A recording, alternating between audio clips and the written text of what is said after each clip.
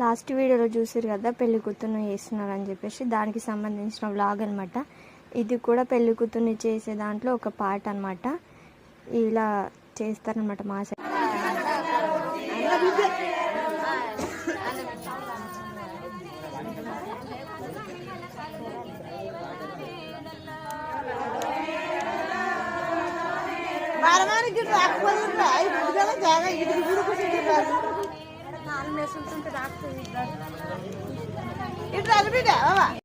ఇక అది అయిపోయిన తర్వాత కూరలనైతే ఇంట్లోకి తీసుకొచ్చేసి ఇలానైతే పెట్టేస్తారనమాట. అంటే కిచెన్లో ఇలా పెట్టిన తర్వాత పెళ్లి కూతుర్ని ఒక్కొక్కరుగా లైన్గా ఇక పెళ్లి కూతుర్ని చేసే ప్రాసెస్ని అయితే స్టార్ట్ చేస్తారనమాట. ఇక ఫస్ట్ అయితే వాళ్ళ అత్తమ్మ వాళ్ళు అయితే పెళ్లి కూతుర్ని చేసారు, అంటే ఇంటి పెళ్లి కూతుర్ని అనమాట.